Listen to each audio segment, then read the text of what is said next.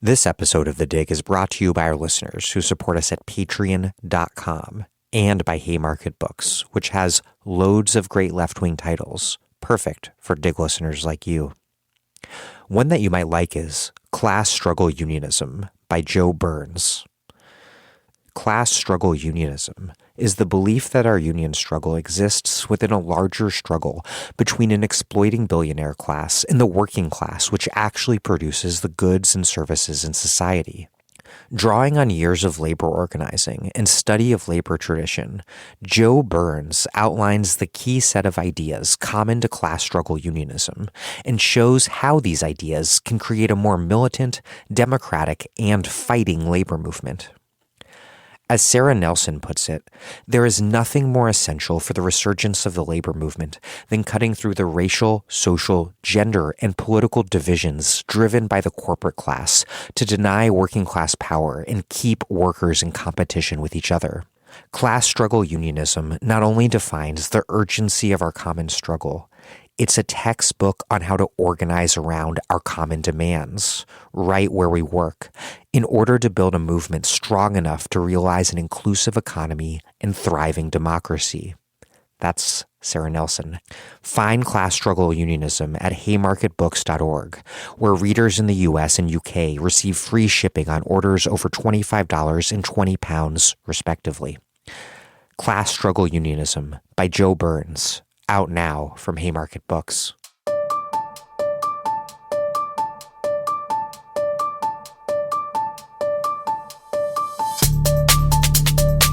Welcome to The Dig, a podcast from Jacobin Magazine.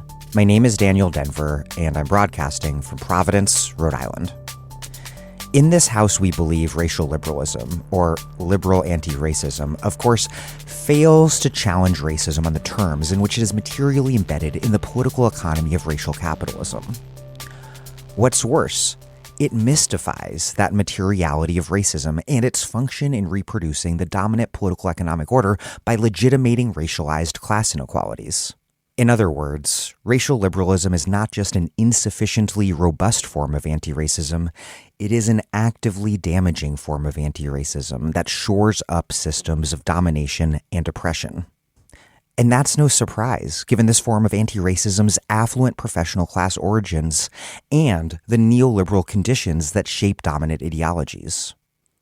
Today, my guest is political scientist Jared Clemons, the author of a really stellar new article in the journal Perspectives on Politics, From Freedom Now to Black Lives Matter, Retrieving King and Randolph to Theorize Contemporary White Anti-Racism. I have linked to a PDF of Jared's article in the show notes. It is just 12 pages long, and you should definitely give it a read. And I'll read from Jared's abstract here just to give you a sense of what we'll be discussing. Quote, "Many were taken aback by the initial spike in support for Black Lives Matter among white Americans during the summer of 2020. But will these anti-racist attitudes translate into anti-racist behavior? Accordingly, I ask, under what conditions do white Americans engage in anti-racist behavior? To answer this question, I build upon the insights of Martin Luther King Jr. and A. Philip Randolph to theorize contemporary white anti-racism. I argue that, under neoliberal capitalism, the conditions they laid out as necessary for the cultivation of productive anti-racist politics have been difficult to satisfy. In lieu of that, in many instances, has been the privatization of racial responsibility, which I coined to describe a form of anti-racist politics that relies upon white individuals' sympathetic and often symbolic gestures rather than the implementation of more state programs to address structural racial injustices. I discuss what this development might mean for the Black Lives Matter movement and the Black freedom struggle writ large moving forward. Again, I have a link to a PDF of Jared's article in the show notes. Give it a read. If you listen to The Dig all the time and you can afford $5 a month, I implore you to take one moment to support this podcast at patreon.com/thedig. A lot of work goes into every show, something you've probably gathered. The reason we can put this out for free to everyone every week so that everyone can listen regardless of your ability to pay is that those of you who can afford to contribute do so at patreon.com/thedig. We really do appreciate it. I get an email notifying me every time there's a new Patreon supporter, and it warms my heart that you all are contributing to keep the show up and running. What's more, a contribution of any amount at all gets you our weekly newsletter sent to you by email. The newsletters are really very good, and you can check them all out for free at thedigradio.com. But if you can afford, say, $5 a month or so, it is a pretty good deal to get it delivered to you conveniently by email. Make a contribution of at least $10 a month, and we will send you a great book in the mail, or a Dig tote bag or Dig mug. That's patreon.com/thedig. We really do appreciate your support. If you want to hear more on racial liberalism and related topics, please check out my interviews with Femi Taiwo and with Barbara and Karen Fields. In fact, I'll be reposting Femi's interview from December 2020 next week. And you can find all of our archives at thedigradio.com. The Dig is now on summer schedule, which means that from here on out through August, we're only doing a new interview about once every 2 weeks or so. So some weeks we will post an episode from our archives, and other weeks perhaps we will not be posting anything. But it is unlikely you have run out of new Dig content to listen to because our archives are vast indeed and available at thedigradio.com, where all of the hundreds of interviews we've done are organized by guest and by topic. Also, if you enjoyed last week's interview with Know Your Enemies' Matt Sitman and Sam Adler-Bell, you should check out my February 2021 interview with them on conservative intelligentsia. I meant to post a link in the show notes last week, forgot to do so I have posted a link in the show notes of this episode. Okay, here's Jared Clemons, who received his PhD in political science from Duke University, where he studied Black politics, Black political thought, anti-racism, and political economy. He is an incoming research fellow at Princeton University's Center for the Study of Democratic Politics, and next year will start as a professor of political science at Temple University.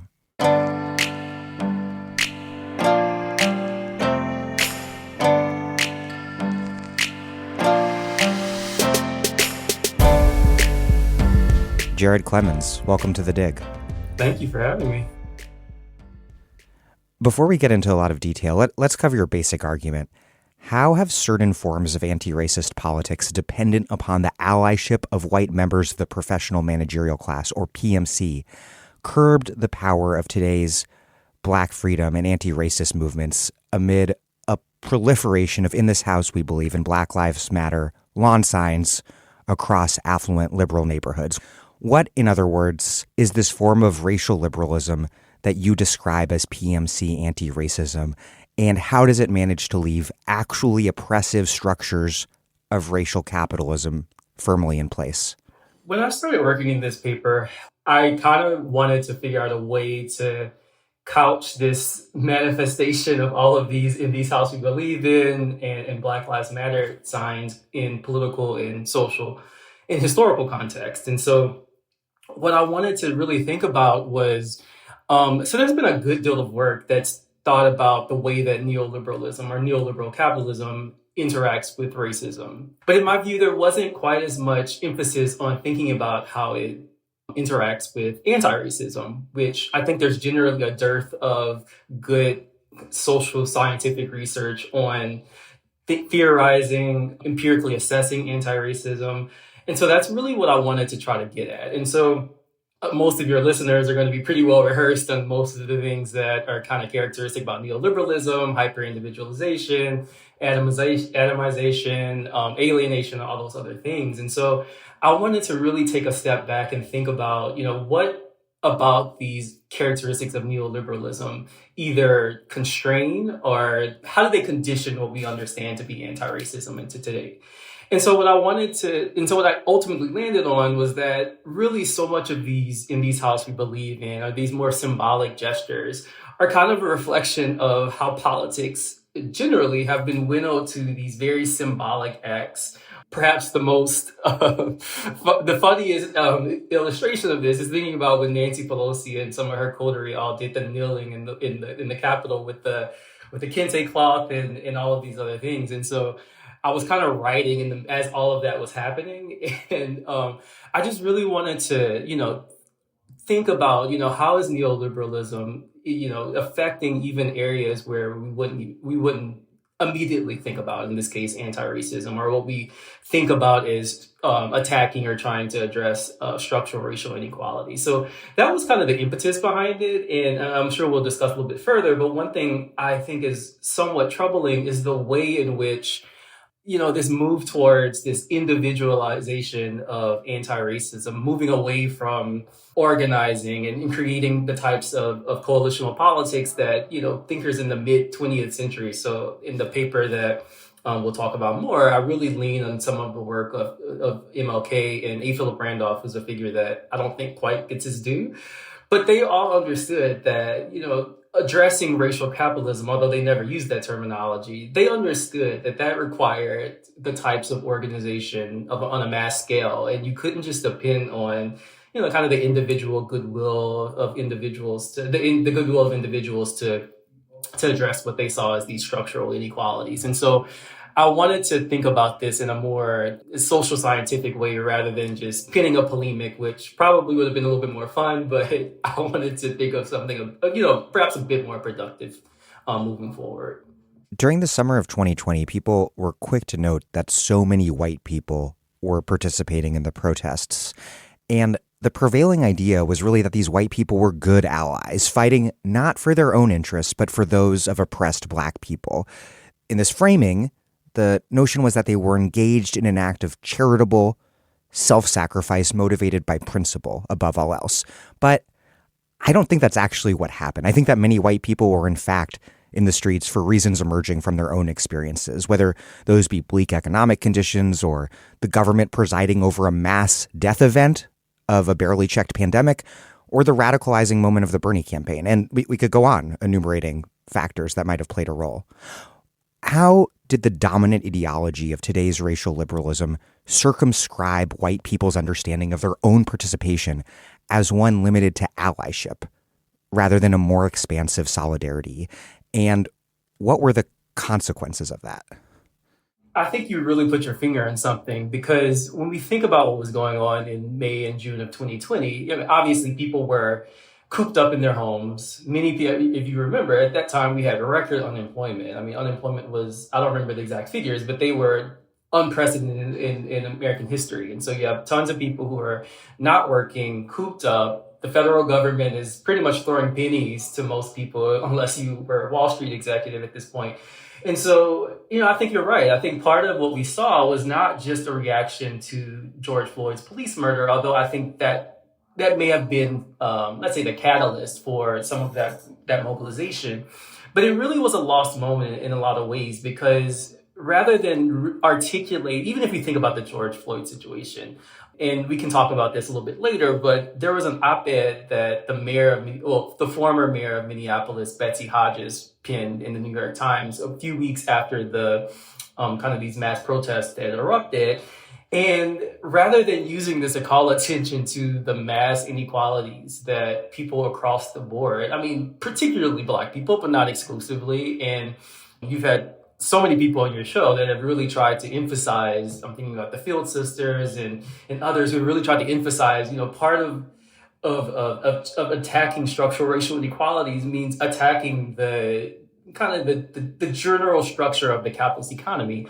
And so after what we saw in May and June of 2020, in response to George Floyd, but also, other episodes as well, there really wasn't much engagement about the real structural conditions that people were facing. And so rather than having a moment where we could use this as an illustration to say that, look, this is happening to Black people, but not exclusively, there are deep-seated structural issues that people of all stripes, irrespective of their racial status, should be concerned about. But it quickly devolved into, what can we do to address racial disparities? Or what can we do to make sure that there are more Black people on the board of Goldman Sachs? Or what can we do to make sure that JP Morgan famously had this, there was a really good piece about this in Jacobin, talking about, I think it was by Cedric Johnson. And he talks about how it took no time for these huge corporations to swoop in and use this moment to to turn this into a diversity and inclusion thing. And so what happens is that it completely divorces any of the structural inequalities from political economy. And so, but that has been so part and parcel of racial liberalism. Like liberalism takes capitalism for granted and makes this case that really what we need is to make sure that, there's enough people with seats at the table who look different, and, making sure that we have diverse boards and diverse insert whatever board here. And, that's not going to get us where we need to be if we're thinking about an actual politics that can do something to address these structural racial inequalities. And so I do think that there was a moment that was lost there. And, part of it is a reflection of where our politics are right now. I mean, again, like, I think we can't underestimate this, how much this feeling of alienation shapes the way that people participate in politics. And so one thing that I think we also saw was just people wanting to be a part of something with other people, even if it wasn't in response to George Floyd. Maybe it was a response to living in a community that is blighted or abandoned or what have you. And so I do wish that there was a way for our discourse to really couch all of that in a grounded material understanding of, the conditions that people face. But, we have all of the issues that we face, the corporately run media and, elite capture and all of those other things that so many other people in your show have done a great job of underscoring. And so in a lot of ways, I think what we saw was very reminiscent of kind of that ideal of racial liberalism and kind of its limitations. It makes sense that the extreme and spectacular police violence perpetrated against Black people would touch such a nerve far beyond Black America that it would strike a powerchord in a society where the very disposability that's legitimated by racism and disproportionate hyperexploitation and vulnerability to death, that disposability is becoming ever more generalized. But what's unfortunate is that the prevailing ideology says that it's wrong to make those connections. Yeah, exactly. I mean, there's so many people who have done great work really critiquing this kind of disparitarian ideology. And so it is important to recognize, how racism interacts with specific forms of political economy. So if we're thinking about capitalist accumulation, why is it that Black people are disproportionately likely to be in prison? I think these are important questions that I think you have to reckon with and theorize. It's not by accident.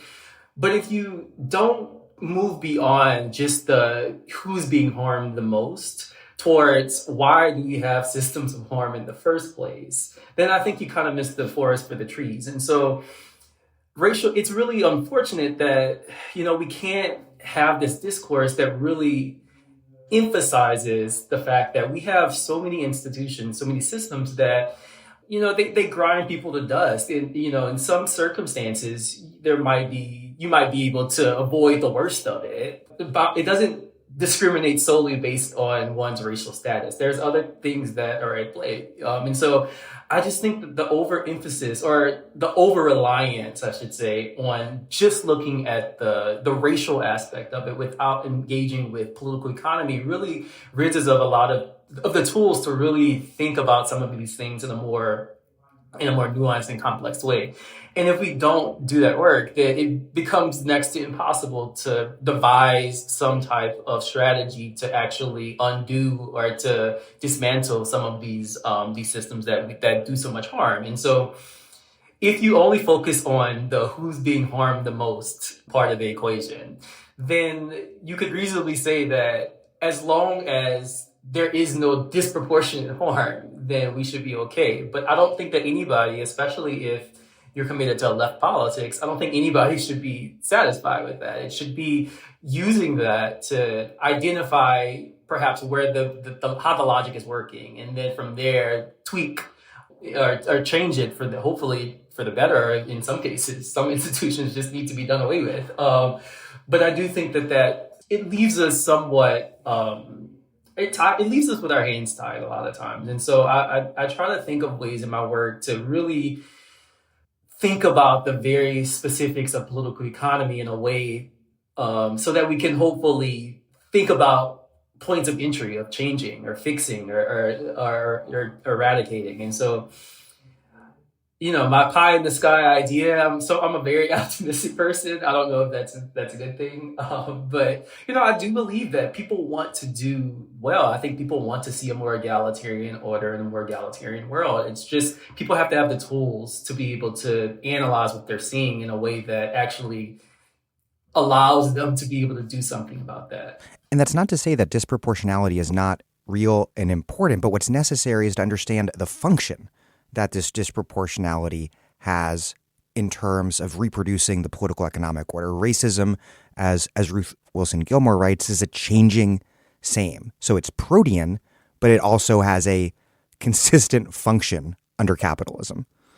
Exactly. And I quote her in the paper, essentially saying just that. And she has this really great quote from Golden Gulag where she says, if the order is changed, then so are the causes. And so you have to really understand how political economy works to really understand how racism is helping to reproduce these inequalities that we want to see. And without that, if you just divorce or if you just look at racial inequality as this kind of constant over time without thinking about, which it is, but if you don't think about, what is characteristic about 2022, and then what is characteristic about, say, 1963, that then require a different set of solutions or a different set of action items to address. And there's no blueprint. You have to be attuned to the world around you. And so part of what I do in my work, or I try to do anyway, is really think about, where are some of these racial disparities the most pronounced?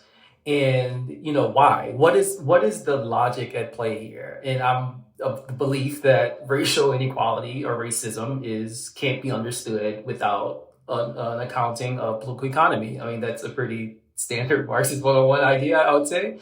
But I also think the same for anti-racism. I don't think you can really think about how we might combat racial inequalities without also thinking about what are the characteristics about the capitalist economy at the time of analysis that are creating and reinscribing those inequalities. Yeah, on that note, you write, quote, that any account of anti-racist behavior is incomplete without an analysis of the political economic circumstances under which individuals operate. Accordingly, I introduce my theory of white anti-racism, the privatization of racial responsibility, that, quote, white individuals who harbor anti-racist principles will likely engage in anti-racist behavior to the extent that it does not impinge upon the attainment of those forms of capital, monetary, human, social, or otherwise, that they perceive as being necessary for survival. How does neoliberalism, as a particular moment in capitalism, privatize racial responsibility? And then how does that privatized racial responsibility limit the possibility of meaningful anti-racist action among white PMCs and also perhaps among people more generally, given that dominant ideologies under capitalism tend to trickle down? Yeah, that's a great question. So first, I would say that I'm theorizing white anti-racism, but one question I've gotten often is, why is this only something that's exclusive to white people? And, I'm not a race essentialist, so I don't necessarily think it is, but I do think that you're thinking about, part of what I wanted to do was respond to some of this discourse about white anti-racism and try to couch that in a more theoretically grounded account. And so in thinking about this theory, it's important to think about timing. And so I'm a political scientist, and there's a good deal of work in political science, not just political science, but also sociology, also psychology, that seeks to explain this phenomenon that's often referred to in the literature as the principal policy gap. So the idea here is that, and it's also really important to think about the historiography or the lineage of this research, because I think it helps to explain why it's such a predominant research agenda in the social sciences. So coming out of the high water mark of the modern civil rights movement, so I'm thinking of, after the passage of the Civil Rights Act and Voting Rights Act and even the Fair Housing Act in '68, what we saw, especially in survey research, is that many white Americans' so-called racial attitudes. And so in the political science, we have this huge survey called the American National Election Survey, which is run every 4 years. And I believe it started around late 40s or so, but really became popularized in the early 60s. And so there are a number of questions which are asked repeatedly on each survey, so you can get a time series, so we can look and we can see how attitudes have changed over time. So there are questions in that American National Election Survey which asks, for instance, or which asked white respondents, how much would you be okay with your kid or with your child marrying a black person? And so in the 1940s, unsurprisingly, there were a large number of white people who were absolutely like, I can't stomach that. Like, it's not going to happen. They asked questions about how comfortable are you with sending your kid to schools with black kids. And again, as you could expect, that in the 1940s, there were a number of white people who were like, absolutely not. But what we saw by the mid 1960s is that on these questions about racial attitudes, we started to see an improvement among not just white liberals, but white people across the board. And so on the question of how comfortable are you with your child marrying a black person, the question became so, like, no one was answering that question with a no. So they eventually discontinued the question because pretty much everyone was like, it was so overtly racist that no one was going to answer that unless you were, like far right people. So, but what researchers found was that eventually those attitudes weren't predictive of support for certain anti-racist policies or policies that we would expect to be anti-racist. So their racial attitudes were improving on a number of dimensions, but if you asked them whether or not they supported busing, it was like, absolutely not. So the attitudes were improving, but support for the policies weren't. And so that's where you get this principal policy gap disjuncture. Now, to explain that, researchers started to look at how racial attitudes were being measured. And so the idea here was that, well, if the attitudes aren't predicting the behavior, then the issue is we're not measuring the attitudes right. So if we just really figure out the way to get at where the racism really is, then we'll be able to explain this disjuncture. And so most of the 70s and the 80s and really into the 90s, as this research became so much more technical, was all about the measurement of attitudes. And it's presumed in this, the presumption underlying all of this research is that in normal conditions, principles and behaviors would be aligned. Exactly. And so if it isn't, there's a gap there that needs to be explained. And that's quite a presumption to make. Exactly. But part of the reason they can make that presumption is because, again, all of this literature is born out of this racial liberal paradigm. And so they all take capitalism for granted. So there's no mention hardly at all of political economy. And so that's one line of research that I wanted to really engage with. And much of that research really looks at inequalities, specifically in schooling and housing, because those are the two where we've seen the most durable inequalities since the passage of the legislation in the 1960s. And so what I wanted to do was say, okay, well, there are a number of people in this country who have quote unquote positive racial attitudes. And again, we know that there are a number of people who those attitudes aren't necessarily predictive of support for, let's say, more affordable housing, because people associate affordable housing with Black people, and then you know how that goes. And so what I wanted to do is say, well, let's look at what's gone on since 1965. Why is it that, we haven't seen these attitudes translate into support for the policies that would address some of these structural racial inequalities? And, some people will say it's the racial backlash and things like that, which I do think that there was a strong racial backlash. But I wanted to make the assumption that let's assume that people actually want to do something, because I do think that a lot of people want to do something.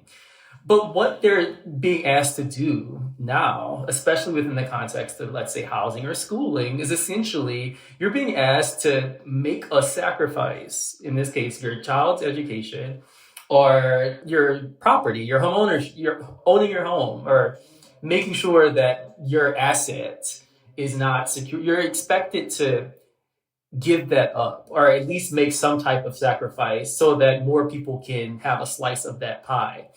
Now, there might be some people who are willing to do that, but I don't think that most people are. And I think part of the reason that most people aren't willing to sacrifice those things is because if we look at what education and what housing in particular have been over the last half century or so. They have been, in effect, a replacement of the social welfare state. And so you look at housing, like part of the impetus behind this thrust for home ownership, especially in the late 90s under the Clinton administration, was very explicit about this. Like home ownership was a way that people could then essentially be responsible for their own social and financial well-being, and then that could then let the state off the hook for having to invest in these social programs. And I think it's no accident that this is also happening at the time that the Clinton administration is really attacking the social welfare state and through the ending welfare as we know it. And so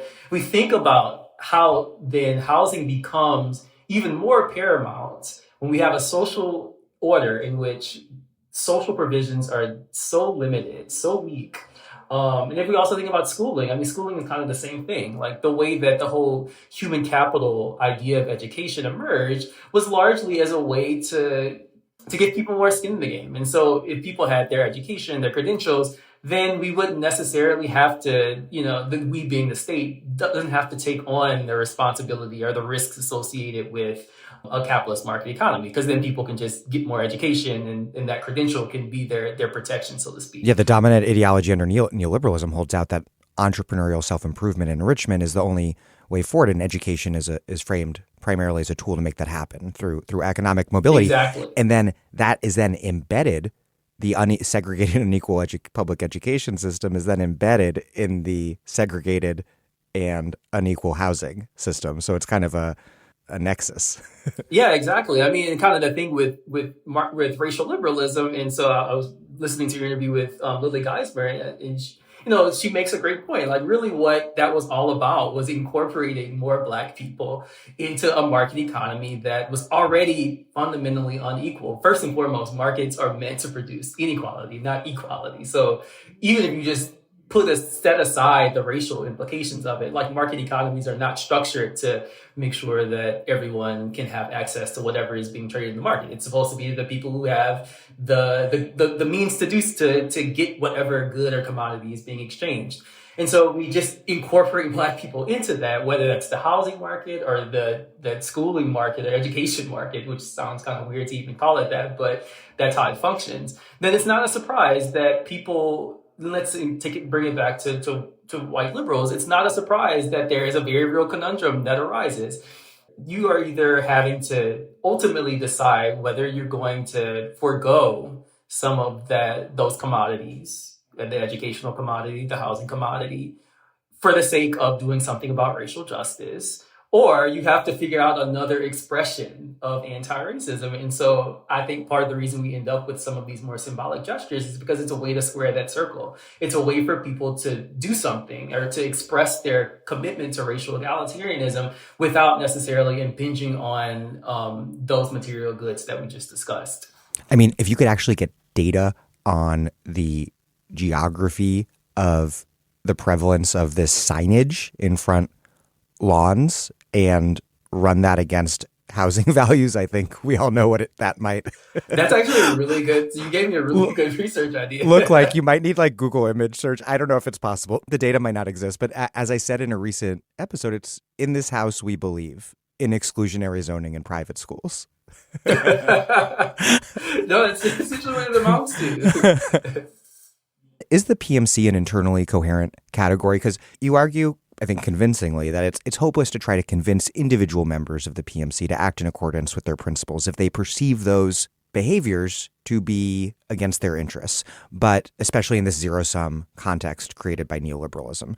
But are there not only contradictions between PMC principle and practice, but also material contradictions internal to the PMC between its different sections that might be politically exploited? In other words, while a portion of the PMC are these people I was just making fun of, as securely affluent as ever, many others, including among academia's growing ranks of precarious adjuncts, many others are being proletarianized. They have sought out and trained for and expected prestigious professions. But unlike the affluent faction of the PMC, they find themselves unable to find secure, well-compensated, high-status employment or even any gainful employment at all, let alone in their field. Yeah, I think that there is a I don't know if I would call it a contradiction, but I do think that there are some qualitatively different experiences about people that we might generally refer to as the PMC. So I work in academia, so this is kind of my class of people. So I interact quite frequently with members of the PMC. I guess I myself am a part of the PMC, and so I do think on one hand there is this kind of, so we think about where the PMC are often institutionally located. So we think about the academy, we think about corporate spaces, or things like that. Part of what these institutions do is cultivate a certain expectation about where you are right now and what you can expect reasonably given your class position. And so part of what universities do is, if you've ever been on a university listserv, which I'm on many of them, they're often about career development, or what can you do to make yourself more marketable on your LinkedIn, or what can you do to position yourself to have passive income. And so it kind of creates this environment of expectations that, what might be hard to quantify in a lot of ways. If you think about what it's doing sociologically, it's setting a set of expectations about what education is and where you are kind of within the hierarchy, and what you should reasonably expect as either a member of this PMC or an emergent PMC individual. But what we know is that bargain hasn't been the university and other institutions have not held up the bargain for everyone. And so there are a number of folks who will not get that high paying job working at Goldman Sachs or at some tech firm, or they won't end up in a cushy job as a tenure professor in the academy. They're often going to, many people are going to end up in downwardly mobile, or at least in positions that don't guarantee the type of social security that they had come to expect from engaging in the whole exercise of getting of higher education. And so the question then becomes what to make of the people who are, downwardly mobile or having to take quote unquote underemployment in order to make ends meet. And I would say that I do think that there is opportunity there to really radicalize people, or to create the types of solidarity that we might hope. But one thing I would really try to keep my finger on, or really think about, is that going back to the expectation thing. Are people taking, who are in the position of not necessarily getting the bargain they expected, are they, taking a job with the expectation that it'd be temporary until they can get back into that PMC track of being able to get that high paying job that they had come to expect? Or is it going to create a new set of politicized individuals who don't necessarily view this kind of upwardly mobile hamster wheel that so many in my coterie kind of cling to or kind of subscribe to? And I think that's an empirical question. I don't think that we should discount the fact that we are seeing more and more college-educated individuals who are among the so-called precariat.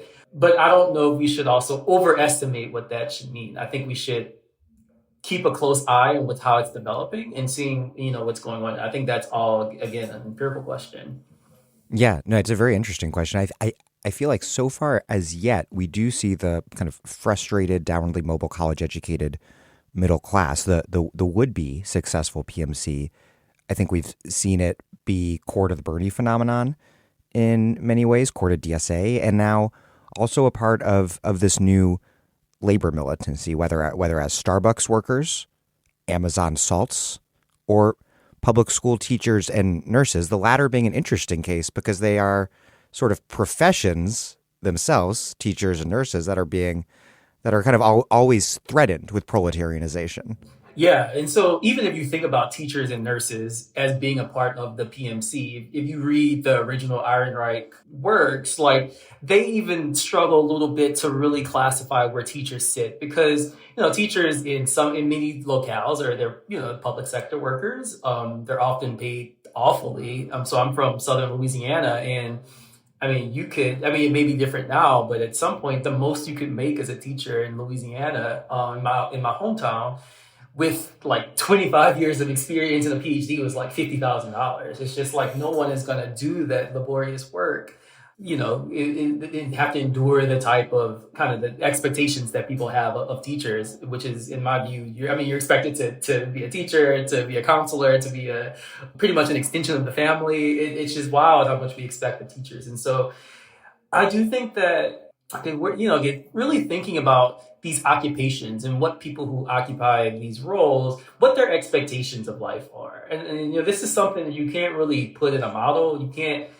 even asking this in a survey. You just ask someone, what is your expectation of life? Like, people are that's not something you can get an easy, bubble in one of these four choices and get a good response. But I do think it's important to really think about how people understand the economy. What do they understand as, why do they perform some of these jobs? Like, what do they think that doing this work is going to afford them? And I do think that, this is something that I think is really important if you're thinking about class, because class isn't just about how much someone makes. It's not just about what their status. It's also about it creates a normative understanding of what your expectations are for the world and what your relationship is to the social contract. And so I think for a number of people, their understanding of that social contract, however implicit it might be, is one that they feel like they are getting screwed over. Like, it's not being upheld. So the question becomes, like, are people going to view that breach of the social contract and view it as maybe this means we should reconsider what the social contract should be? Or is it going to be, I just want to make sure that the social contract that I was originally promised is able to be acknowledged? And I think those are two different, that requires two different strategies. If you are just trying to retrieve something that you feel like you've lost, or something that you are not being given something that you deserve, versus if you're trying to build an entirely different world and create a new social contract predicated upon a different set of assumptions, I think that is going to lead to two different sets of behavior. And so on one hand, I think that where we are right now is really, really promising, because I think you're seeing some of those rigid kind of class distinctions blur in ways that we probably haven't seen, at least not since the kind of the height of industrial or manufacturing, or Fordist capitalism, I should say. And so I think it opens a door for some really interesting politics. And so I'm just interested to see how things, anything I say at this point would be purely speculative, but I think that there are a lot of promising developments for sure. I think another way to phrase a dynamic that might be emerging is that there are certain college-educated Amazon salts, I imagine, whose parents have, in this house, we believe, signs in their front lawns. Absolutely. So I'm really interested to see how do they navigate that situation. Yeah, it's interesting. You write, quote, "To be sure, some scholars have argued that anti-racism has not been affected by neoliberal capitalism, but is a product of it." And here you're citing Adolf Reed. What does he mean when he argues that anti-racism isn't deformed by neoliberalism, but is itself instead a creature of neoliberalism? And what do you think he gets right and wrong about the origins of anti-racism, liberal anti-racism, and how to surpass it? So Adolf Reed is, he's a political historian of ideologies, as he often calls himself. And so I think his work here is really instructive. And so Reed makes this case that if we think about the origins of some of the discourse around anti-racism today, so diversity and inclusion, we think about a seat at the table, we think about the whole black faces in high places, he traces most of this to the early 1970s, where what we really see as black politics becoming, in many ways, I won't say fractured, but I think the class differences within Black America are starting to become a bit more pronounced. And so, in many ways, one of the consequences of the civil rights movement, whether or not you think it's a good good outcome is, you can debate that. But one consequence of that is that many Black people became incorporated into what we would call the professional managerial class. And they became a part of the political class that controls the levers of power in this country. And so we think about who's the institutions, perhaps most famously will be the Obama becoming the president of the most powerful nation in the world. And so Reed makes this case that, anti-racism, or this kind of expressive form of anti-racism that doesn't take into account political economy, it's not being captured. He's argued that this is the type of politics that arose when Black people became integrated into elite spaces. And that became the normative understanding of what anti-racism was. And he makes the case that by saying that this was, let's say, corrupted by neoliberalism kind of misses the point. And rather that, these things are developing as the ideologies of neoliberalism are taking root, largely because many Black people had class interests for supporting this kind of equal opportunity, diversity, and inclusion kind of framework. Now, I think Reed has some really good insights about really thinking about Black class differentiation. And it's really a shame that there isn't, I feel like a lot of people don't want to touch the nuances of class differentiation in the Black community, but it really, really does us a disservice because, Black politics is, if we think about how many Black people there are in America, there are upwards of 50 million Black people in America. So to assume that we all have the same ideas, the same ideologies, the same visions of the world is not only reductive, but it actually is racist by if you think about it in the most technical sense. But the reason I push back against Reed a bit more is because anti-racism isn't new. So anti-racism has been around for centuries. And so to assume that this is just something that is a product of neoliberalism, for a scholar of Black political thought, I think really it's I don't want to say it's an affront, but it really does an injustice to freedom movements over time. And so I do think that there has always been a strand of, let's say, elite politics that has been much more focused on the kind of incorporation in making sure that institutions are racially represented and things like that. But I'm not willing to concede that that is a product of neoliberalism. I think there is a neoliberal anti-racism that has its own share of manifestations and particularities. But I think Reed concedes too much.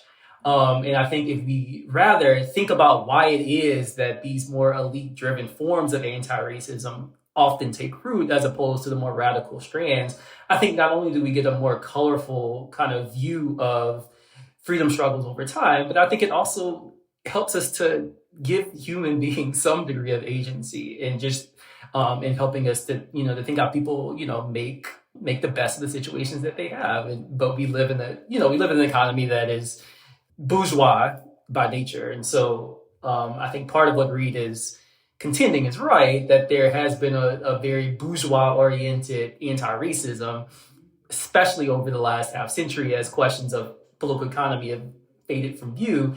But I'm not willing to say that this is purely a result of neoliberalism. Yeah, it's a shame because Reed has so much important analysis, really singular insights. But because he insists on framing anti-racism as inherently neoliberal, which I don't think is just correct. It's wrong. Because of that, people can't hear his brilliant critique of racial liberalism. Exactly, yeah. And so, I'm pretty well read on all of Reed's work. And like you said, it's a shame because his work, especially in thinking about class differentiation in Black politics is, just indispensable. It's just so rich. It's so historical. So many things to just chew on. But in recent years, he's been such a cranky. He has a recent piece where it says, I think it's called, the title of it is like, "Let me go get my big white man," or something like that, which is just a scathing polemic of neoliberal anti-racism, which it's hilarious. But, I wanted to leave the polemic to Reed, and there's other people like Catherine Liu who's also been very scathing. But I wanted to, again, polemics are fun to write and oftentimes fun to read, but to me as a tool of analysis, I think they can be somewhat lacking. So I really wanted to, I didn't want to get into the charging people with this or that. I really wanted to understand, political behavior and maybe that's too social scientific of me, but that's kind of what I was getting at there. Yeah. If you've just been reading Adolf Reed through Twitter discourse, stop reading that. Stop reading his blog posts and pick up class notes. Exactly. This is Sarah Jaffe, and you are listening to The Dig with Daniel Denver, my favorite podcast for thoughtful discussions on the U.S. left and beyond, and you can support it on patreon.com. This episode of The Dig, like every episode of The Dig, is produced in partnership with Jacobin Magazine. Jacobin is an incredible publication, and you've probably seen a lot of what they've published online. But they also have a really beautiful print magazine. It comes out quarterly and has well over 100 pages packed with illustrations, infographics, and some of the best graphic design in the country. Dig listeners can join 50,000 Jacobin subscribers developing socialist political thought and debate for just $15 a year. $15 gets you an entire year of Jacobin in print and access to the magazine's entire back catalog. If you've never subscribed to Jacobin before, you can access this deal by going to bit.ly/digjacobin, all lowercase. That's bit.ly/digjacobin, bit.ly/digjacobin, all lowercase. You write, quote, "Under neoliberal capitalism, white PMCs are more likely to engage in anti-racism than are working-class white individuals. But, as we've discussed at length already, the anti-racism of elite white PMCs is typically limited to the symbolic because, materially, white elite PMCs are committed to maintaining materially racist structures because they're structures that reproduce the racialized capitalist class divide. But what about the white working class, which you, following Martin Luther King and A. Philip Randolph, argue are the partners that the Black freedom movement really needs? You write, quote, "It has become commonplace to treat working white people as irredeemably racist, captured by the racist ideologies that the Republican Party, in particular, though by no means exclusively, has relied upon to build electoral coalitions in the post-civil rights era. But," quote, "it is impossible to understand the racial attitudes of the white working class without an account of the structural changes to our political economic order since the late 1960s. Though racism was undoubtedly at play, so too was political economic restructuring. How is white working class racism framed within dominant liberal discourse? And what history and reality does that discourse obscure? And then how, does that mystification, which frames the white working class as irredeemably racist, really as the locus of racism, how does that in turn legitimate PMC racial liberalism?" So the first thing it does is it kind of brings us back to the kind of square one. It's just like, well, if this large segment of the population is just so racist, so irredeemably committed to white supremacy, then all we can do is depend on the good white people, so the white PMCs, then we know how that's going to turn out.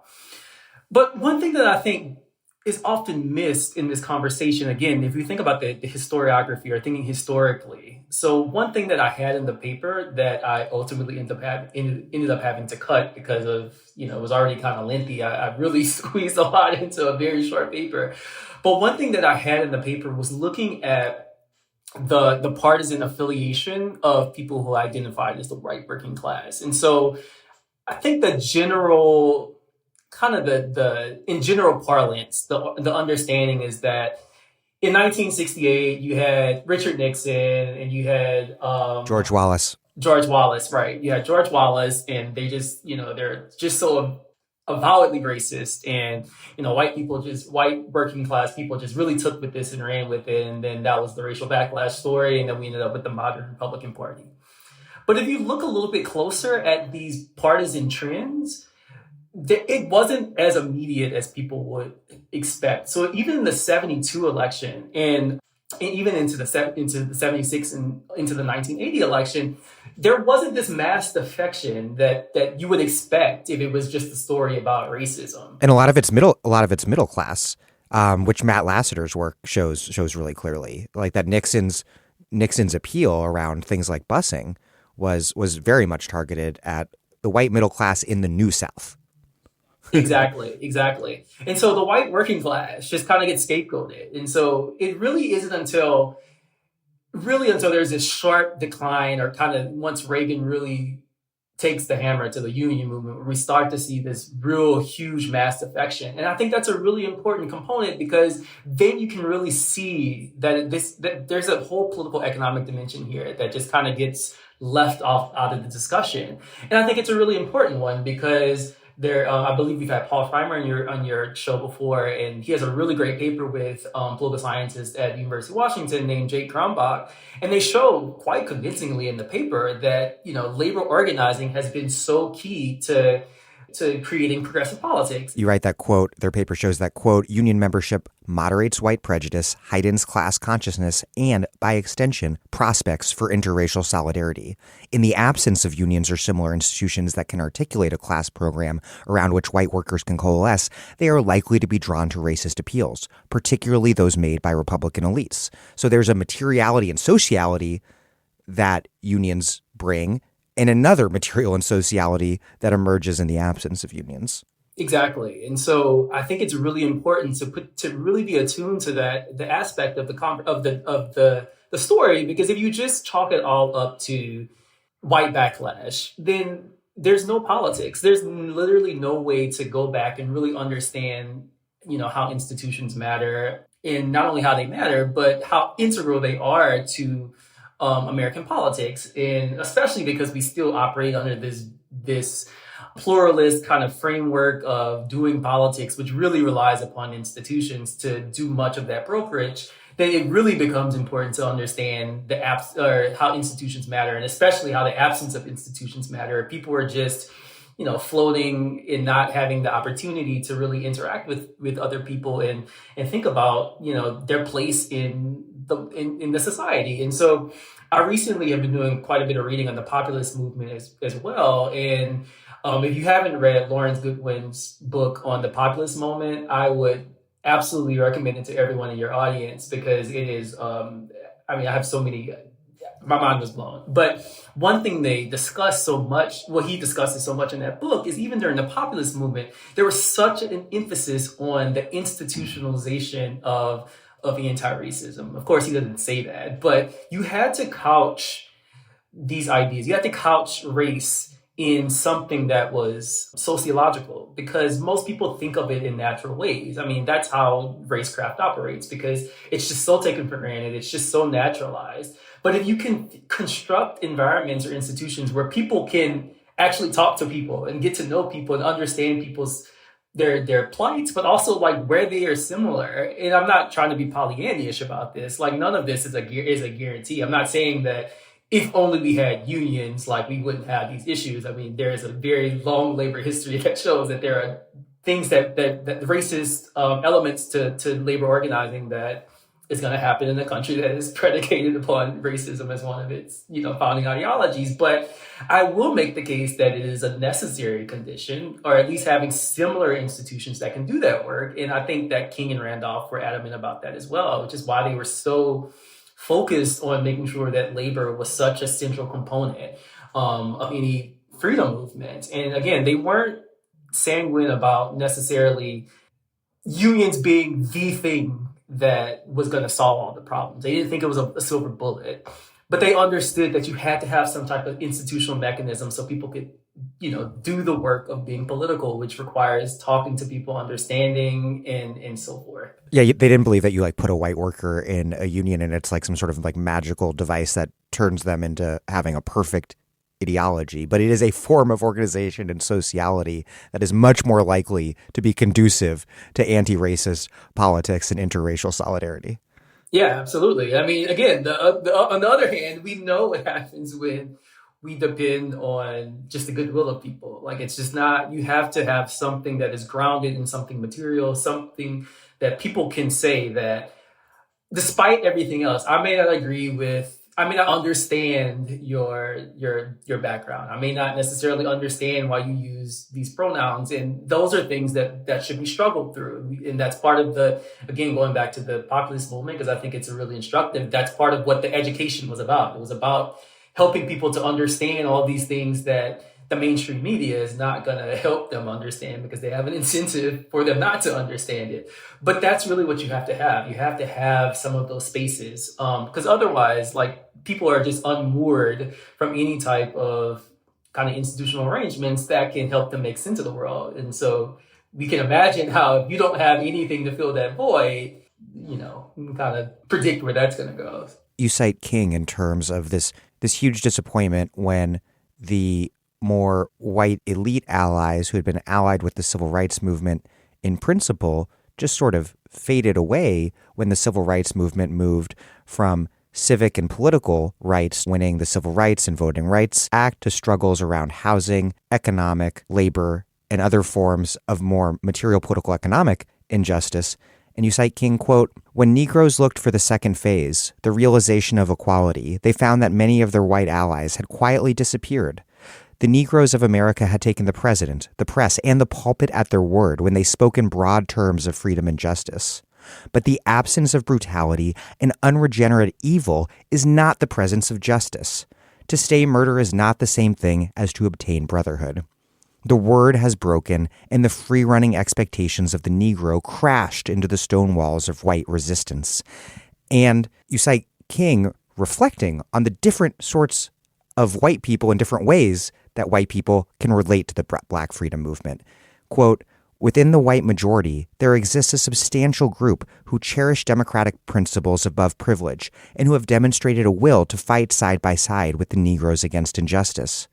Another and more substantial group is composed of those having common needs with the Negro and who will benefit equally with him in the achievement of social progress." How did King differentiate between those who were allied in principle and those who might not yet be aligned in principle, but whose material conditions held out the promise of common purpose? To answer this question, I think you have to think about the era in which, or the time in which King is writing. So this is from Where Do We Go From Here, which is the last book that was published before he was assassinated. And so he's writing this book mainly in 1966, but it comes out in 67. And so he is observing how so many white liberals who had been supportive or even came to the march in Washington for jobs and freedom. I always add that because that just gets dropped off the end, but it's important to say. He's seeing how the support for the more economic plank of the movement was not there, at least not to the extent that it was when Black folks were fighting for voting rights or for access to public accommodations. And so even with the freedom budget, and so I'm going to take a second to talk about the freedom budget because I think it's illustrative here. So the freedom budget is published by the A. Philip Randolph Institute in 1966. So Bayard Rustin is also a key player here. I wish I could have spent more time talking about him in the paper, but... It was like a 12-page paper. I've never seen so much packed into such a tight space. I really made use of the footnotes because that didn't count against my word count. But so King is really involved with the freedom budget, and the freedom budget, in retrospect, it's really it's an astounding document. And I would recommend all your your listeners to read it because it's just the breadth of this document is crazy. Like I couldn't imagine something like this being proposed today. But in the freedom budget, again, published by the A. Philip Randolph Institute, it's this 80-page or 82 or so page document that outlines how inequality or how poverty could be eradicated in the U.S. And the way that they do this is they contract all of these economists and social scientists to put together a document that crunches the numbers. They even make projections based upon current inflation rates. So that's obviously very timely given where we are politically. And they talk about how guaranteeing a job for everyone will create what they call an economic growth dividend. So that the money that will be generated from having more people, more tax revenue and so forth will ultimately pay for all of the programs that they're proposing.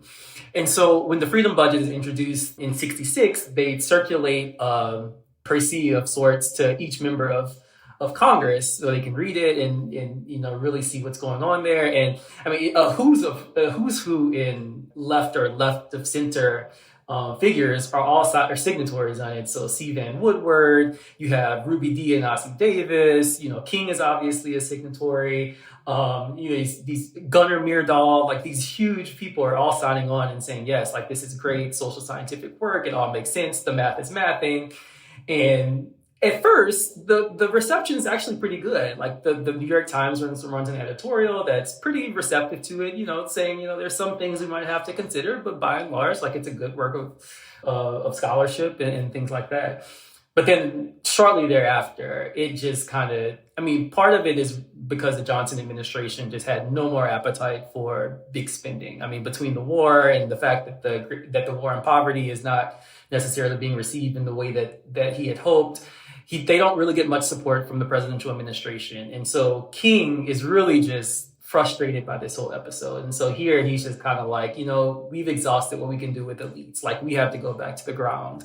And he uses the freedom budget, or what's outlined in the freedom budget, is the blueprint of sorts for his Poor People's Campaign, which is the last really big push that King embarks upon before he's assassinated. And so when he's organizing and when he's planning the Poor People's Campaign, he's focused specifically on creating an interracial coalition, but with what he calls Appalachian whites. So white people who are, poor, working class, but often kind of hidden from view. And so that's where he's really focused on, because he's seen... And fairly racialized as other. Yeah, exactly. And so King is understanding that there's a limitation to these elite politics, and that really the only where you're going to be able to achieve the type of structural change of the sort that he was advocating for up until his death is by creating the type of mass interracial politics that could bring about that change. And so again, I want to hasten to add that King never... So he gets often painted as being colorblind or universalist and all these other epithets. But, King understood that white racial prejudice was a thing. Like, he didn't just dismiss it, but he also knew how to do math. And he knew that Black people only comprised at the time about 12% of the U.S. population. So even if you, in theory, could organize every single Black person behind these ideals, that still wouldn't be enough to generate the type of support that you need, the type of mass movement that you need to really change politics in the way that he envisioned. And so part of his desire for interracial coalitions was, although he was very principled. If you read his work, like, he's very committed to, he has a very humanist ideal. Like, he believes that everybody should have a place to stay, a place, food on the table. Like, he's committed to that. But even morals aside, like, he also is very much a strategist, and he understands that you had to have the type of critical mass to impose at least some type of pushback against elite power, because otherwise you were just going to be, again, falling back on the same type of elite politics that he had already seen had kind of run up against its limits. You cite King, quote, "Racism is a tenacious evil, but it is not immutable. Millions of underprivileged whites are in the process of considering the contradiction between segregation and economic progress. White supremacy can feed their egos, but not their stomachs. They will not go hungry or forgo affluent society to remain racially ascendant." The perhaps forgivably misplaced optimism aside, what is this distinction that King points us towards here between productively exploiting the material ideological contradictions inherent to the wages of whiteness versus imploring white workers to, as we hear all the time, check their white privilege? And what does this distinction reveal about what sort of wages the wages of whiteness are, and what those wages reveal about the position of workers racialized as white under racial capitalism? King understood, again, that racism or racial inequality couldn't be understood without an accounting of political economy. And so there's another interview that he did, I want to say it was in Playboy magazine, which King did so many interviews. But he did an interview in Playboy magazine, and the person interviewing him asked whether or not, what was the causal error? Should we be focused on changing the white racial attitudes, getting white people not to be prejudiced, and then once they're no longer prejudiced, then they'll support the types of policies that we hope they would? Or should we be focusing on the structures or the institutions or the laws, and, eventually the, white workers will get information, so to speak? And King says that, we're not really focused on changing the attitudes. Like, we want the attitudes to change. Like, don't get us wrong. We don't want white people to be racist towards us. But that's not how you go about achieving long-lasting change. The way that you go about achieving long-lasting change is by understanding how the wages of whiteness themselves are produced, and they're produced through the structures in which individuals find themselves. So you again, going back to the union example, you create educate systems of education within unions to help people understand that yes, while your racial status may afford you a better wage, all else being equal, compared to many of your your fellow Black union members or people that you work with, at the end of the day, you're still getting screwed because your wages haven't gone up in X amount of time, and your boss is doing everything in his or her power to make sure that you don't get anything more from this pie. Because those relatively higher but still low wages and whatever sort of social status are compensation for a just generally dystopian political economy. Exactly. And King also understood that this whole like zero sum posturing was a dead end, because you can't just go to people and just like give us what you have in a aggressively consumer society. Like, it's just antithetical to the way that people understand their place in a consumer society. And so again, the way that if you want to change the behaviors, you think about the institutions under which, or the circumstances under which people make sense of the world and how they come to understand what their whiteness even is. So, most people aren't thinking about their whiteness in these, like, I think sometimes the way we discuss whiteness can also be very mechanical. It's just like people aren't stopping and thinking of that, I'm white, and as a result, like this, if I do this thing, like my privilege is going to be like, 2 degrees less than it was yesterday. Like, that's not the way that people think about this. This is all not to get too Marxist here, but it's all dialectic. And so I think that King understood that part of how you changed that relationship was by changing the structures under which these relationships operated. And I don't think he gets enough credit for being so attuned to political economy. We tend to think of him as this big, sweeping speaker, which he is. But if you go and read, especially his later work, where he gets very, very, King is very circumspect about how he talks about things, especially early on, when the Red Scare is still kind of a thing. But by the late 60s, he no holds barred. So I really think we should really appreciate the amount of theorizing that he did about political economy and its relationship to whiteness. You write, quote, "Elites of both parties often frame demands to expand the social welfare state as Pollyannish, fortifying the common sense interpretation of the United States as a zero-sum society. Consequently, those who allege to be anti-racists, namely white individuals, are expected to give up their privilege, lest they be deemed hypocritical. All of this is transpiring while many, particularly in the PMC, have a real or imagined fear of falling, as Aaron Reich once noted." We've seen this sort of logic reemerge recently in Twitter discourse with posts chiding white people for getting Juneteenth off as a holiday. And in the example you sent me, it was followed by the poster's Venmo handle. What sort of vision of justice is this even? And what sort of theory of change underpins it? I mean, I guess the theory of change is that you'll have more change in your bank account after they send you the Venmo. Like, I don't envision like how that's going to have any type of structural change, or how it's going to benefit the great masses of Black people. And it's really unfortunate because this discourse dominates so much of the number of people who actually engage in this type of behavior is probably minuscule.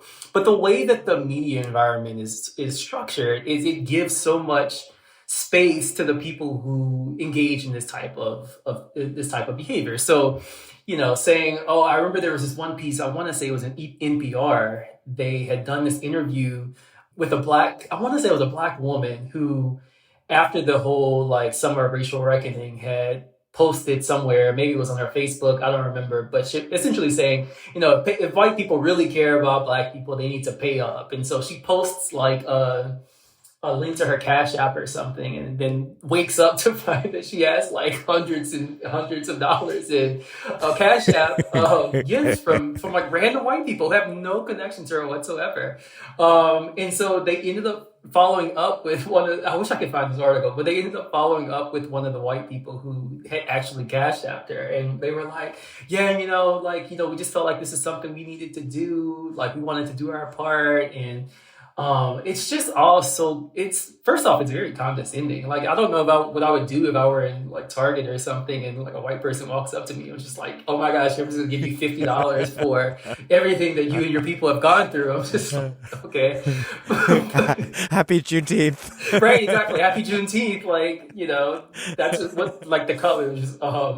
It's the freedom for me. Like, I couldn't imagine anything being more patronizing or condescending. What if they approached you wearing a kente cloth, Nancy Pelosi style, and kneeled before you while presenting you? I would accept the money only if they kneel. They had to kneel as like necessary. But yeah, it's funny to laugh at, but there is a way that there was some very serious discussion about how Juneteenth isn't for white people and certain things aren't for white people. Just need to make space for Black people and give their money to Black people. Like, if they really cared about Black people, they give up their seat at the table. And I just think that politics, if we're really serious about creating a world that's better for not just Black people, but everybody, then we really have to start thinking about what can we do to be in solidarity with one another in order to impose those types of changes that we want to see. And asking people to Cash App you on Juneteenth is not going to lead us to that type of productive politics. But I think really what's going on here is I think that there is just a general sense of, and I tweeted about this a while back, I think there's just a general lack of trust. And, I don't want to be super Sesame Street about this, but solidarity requires trust. You have to believe that people have, good intentions and want to do good things. Like, if you don't trust people that you occupy a space with, then, it makes sense why you would just ask them for the money. But it's not politics. And I think the fact that we treat it as though it is really unfortunate. And I just, I want us to also really be intentional about, what do we mean when we say Black freedom? Like, is Black freedom really just making sure that the executives at Goldman Sachs I'm sorry, I keep picking on Goldman Sachs because ever since Lloyd Blankfein said that Goldman Sachs did the Lord's work after 2007, 2008, Goldman Sachs has been my preferred institution to essentially lay the hammer on when I get annoyed. But I think we really have to think about, what Black freedom is. And so there's a political scientist named Preston Smith, where he kind of creates this typology saying essentially there's two ways forward. There's a racial democracy, which racial democracy just means that, we still have this mass inequality. Capitalism continues just kind of unabated, but we'll just make sure that corporate boardrooms are racially diverse, make sure that, if there's going to be gentrification, just make sure that there's enough Black people doing some of the gentrification. Anywhere there's an injustice happening, just make sure it's racially represented. If we're going to have a prison industrial complex, just make sure that Black and white people and everybody else are represented relative to their census numbers. Which, you might think that is, not you in particular, Dan, but people might think that is a great a form of justice or a form of freedom to which we should aspire, but I don't think it should be. And so I think what he suggests for social democracy, which is something that we should all be really striving for. So thinking about how can we create institutions, how can we create social spaces that are predicated upon trust and solidarity and love and willingness to work with people, even if you don't understand like why they use this pronoun or why you don't understand, their heritage or what have you. And so I think that's the only way forward, because not only does that racial democracy not grant freedom to the masses of Black people, but it also dovetails so nicely with the Rights Project of using that as a way to do their whole like woke rampage, which is just ridiculous. But that's what they're really responding to.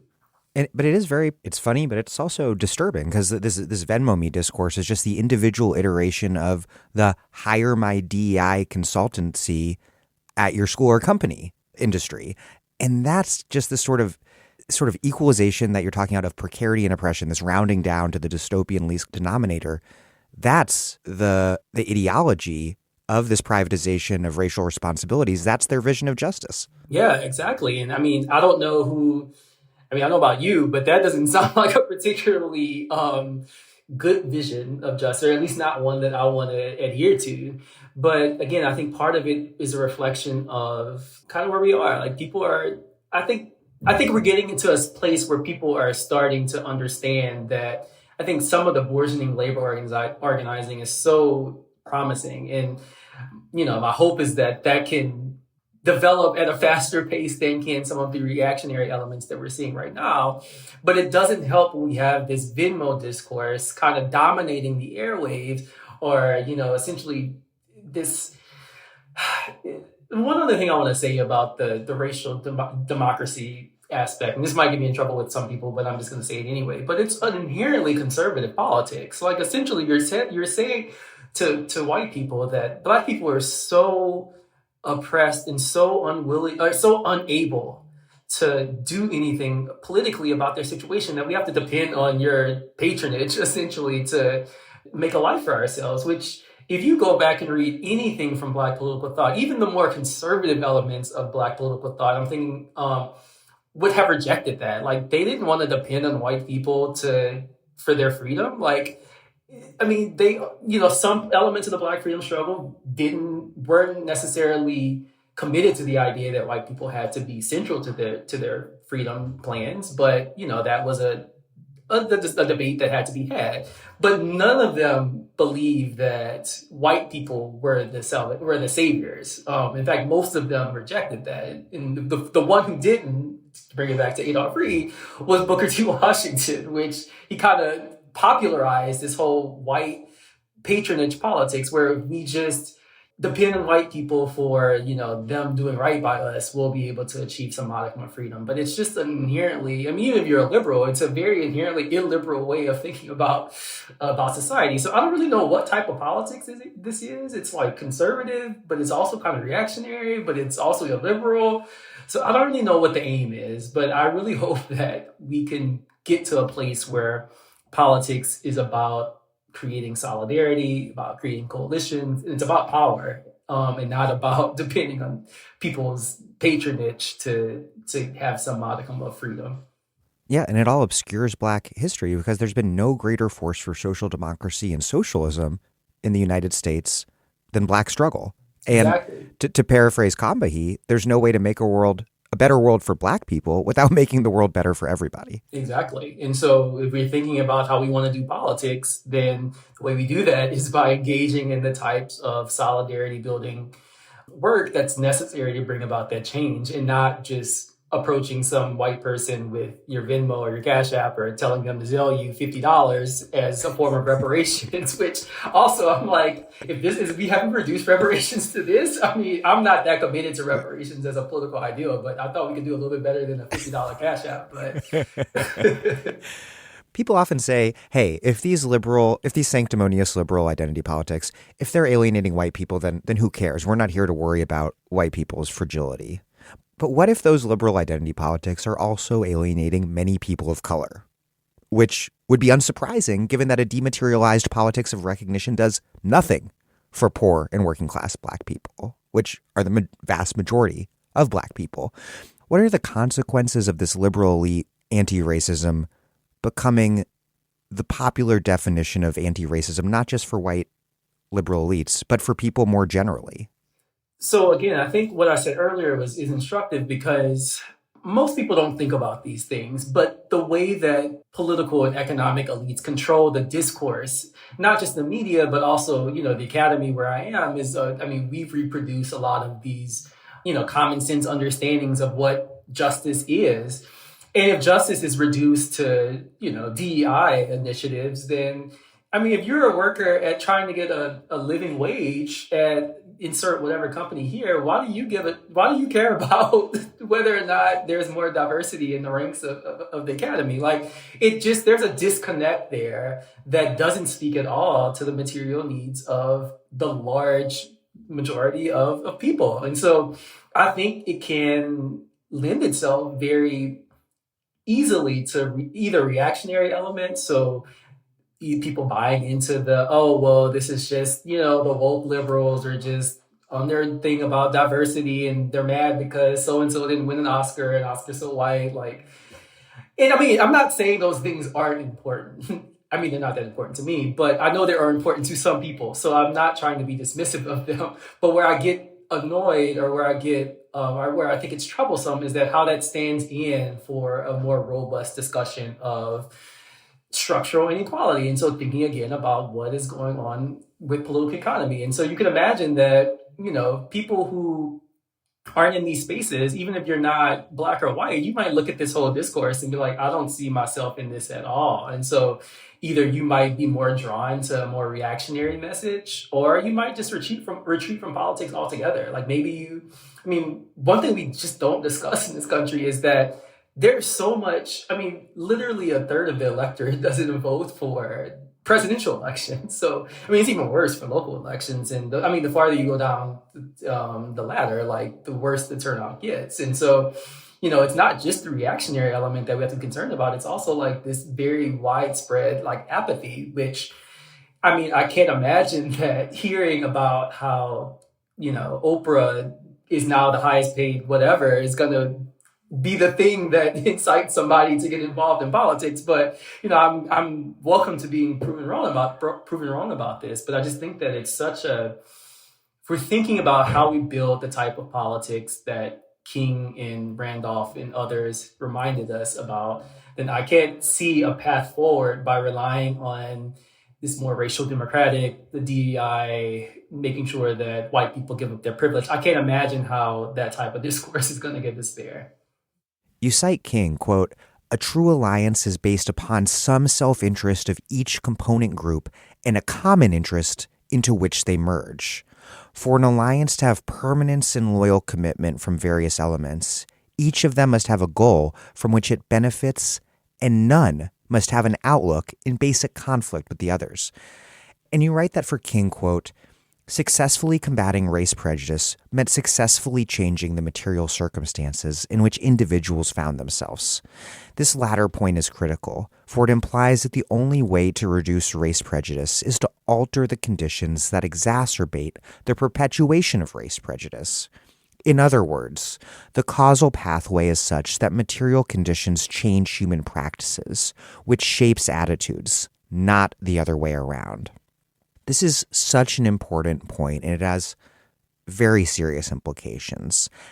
How should we think about movement building and organizing with people who don't yet hold all the positions we think they should? What are the pragmatic implications of this insight that material conditions shape ideology far more than the other way around in terms of how we build a politics that weaves together all of these self-interests into a struggle for common interest? Yeah, so to answer this question, I want to really pull a quote from the Fields' where they talk about how ideology isn't just a garment that people pick up and wear. Like it's a response, or ideologies are reproduced, like they're formed, like through material practices and through behaviors and just through the rituals that we engage in everyday life. And so if it's the case that we need to change material conditions to hopefully change attitudes, then we need to think about like how we can change, again, like the institutions that produce certain understandings of the world and rituals and so forth. Now, there is the question of, well, there are people already out there who harbor these racist attitudes. And so like what to do about them? Like, it's not as though they're coming into these, if we're trying to build a movement or what have you, it's not like they're coming in here with a blank slate. So they're going to bring with them their attitudes about, Black people, women, people of different sexual orientations or what have you. And some might say, well, that might be too much of a barrier to, actually develop the type of movement that we need. And my response to that would be like, well, if you're only going to interact with people who already have the quote unquote right attitudes from the outset, then I don't see how you can build a movement. Like, you might be able to mobilize people who agree with you, but that's going to have limitations. And so part of what that requires, again, going back to what I said earlier about there being a dearth of trust in society, I think part of it begins with when I meet someone, I usually begin with the assumption that, most people just are working hard, trying to make it, generally good people, love their family, love their kids, what have you.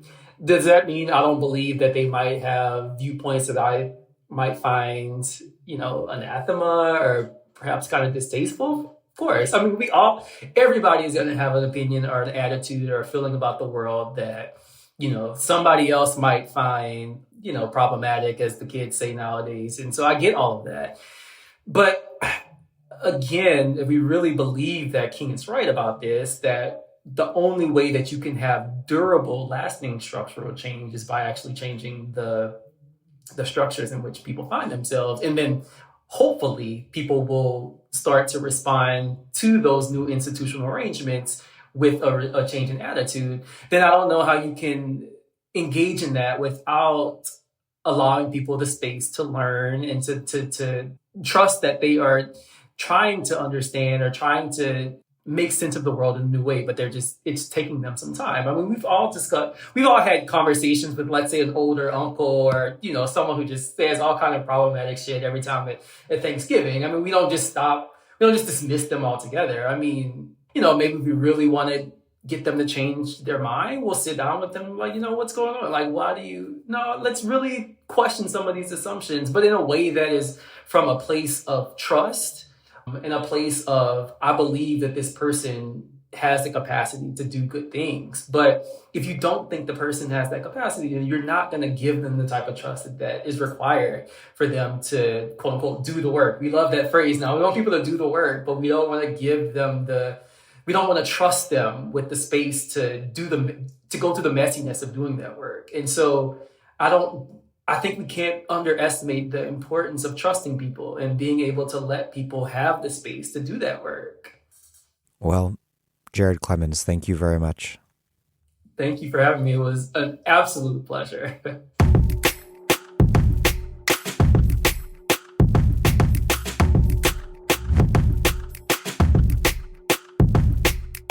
Jared Clemons received his PhD in political science from Duke University, where he studied Black politics, Black political thought, anti-racism, and political economy.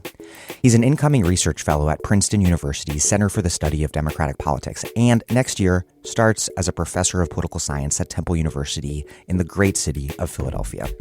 Thank you for listening to The Dig from Jacobin Magazine. As Marx once said, after noting that life is not determined by consciousness, but consciousness by life. While other podcasts have only interpreted the world in various ways, our point is to change it. We're posting new episodes mostly every week, but we are on summer schedule through August. The Dig was produced by Alex Lewis and recorded at WBRU in Providence. Music by Jeffrey Brodsky. Our communications coordinator is Tamuz Frankel. Our senior advisors are Thea Rio Francos and Ben Mabey.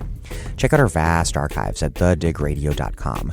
Follow us on Twitter at thedigradio and same on Facebook. And please find us wherever you get podcasts and subscribe to this podcast. If it is on iTunes or wherever else that allows reviews, please leave us a nice review. Those reviews help introduce us to new listeners. But what really and truly does that is you just telling other people to listen to the show, why you like it, while they'll like it, etc. Please make propaganda for us, and please do find us at patreon.com and make a monthly contribution to keep this operation up and running strong. Even a few bucks a month is huge.